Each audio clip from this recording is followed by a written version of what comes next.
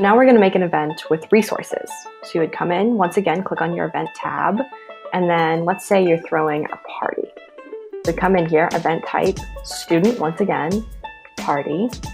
You're going to select your primary organization. Let's say this time it's SPOG. It pops up, and let's say they're co-sponsoring with somebody this time. You can browse.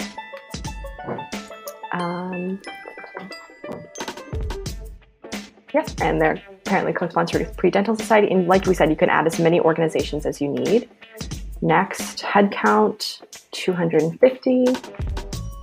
Join SPOG and the Pre-Dental Society for a fun party.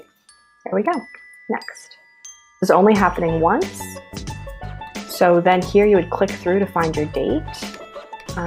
February 15th. It's a party, so you'll start at 10 p.m. There you go.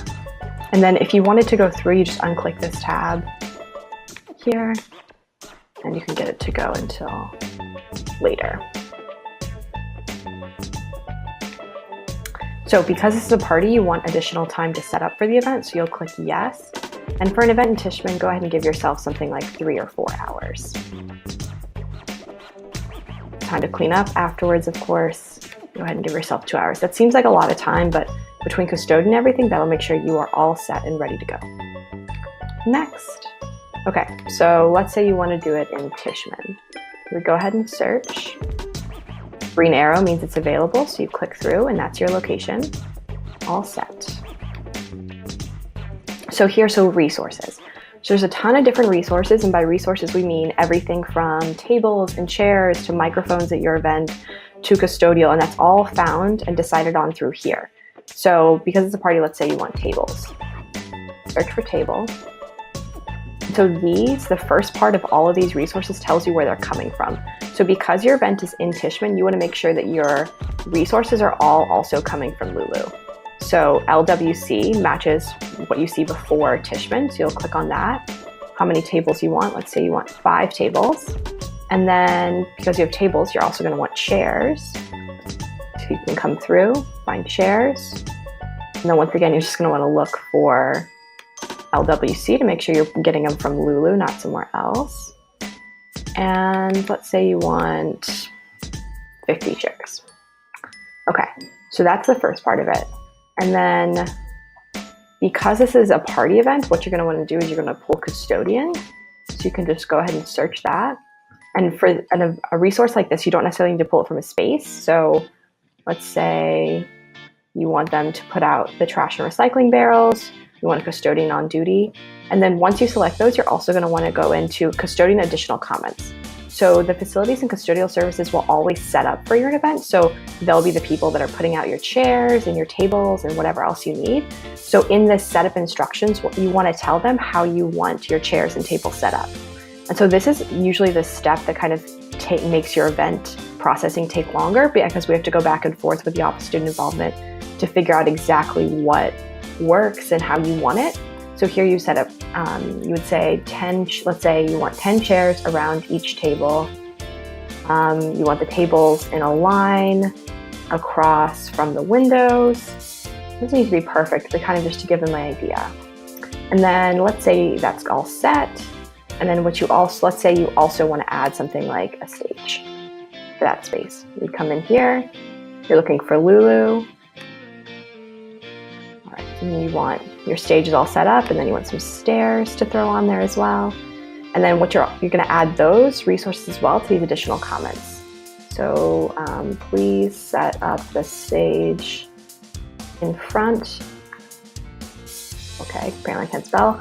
Of the windows with the stairs on the left side. Okay, and then because you have a stage, you're probably going to also want a microphone. And all these, like I said, all these resources can be found just by searching in this bar. So some spaces have microphones that come with the space, and some of them you have to pick them up from the library.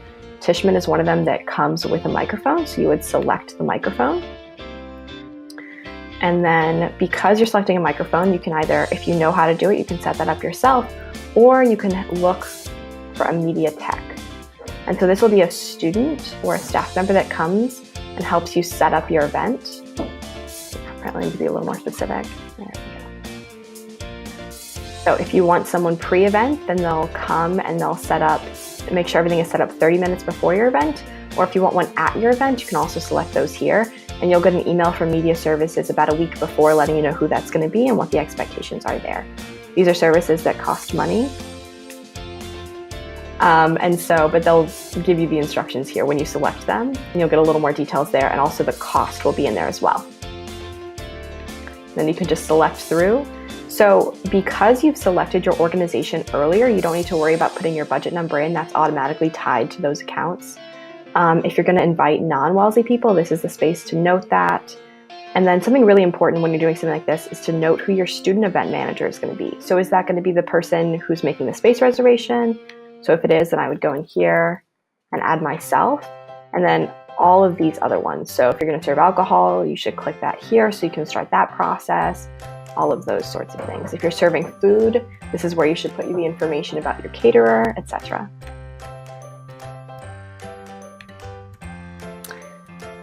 These are all set. Like I said, they'll just auto-populate with who you are. Once the Office of Student Involvement starts processing your event, you'll see the scheduler switch over to OSI, which is how you know they've started working on it.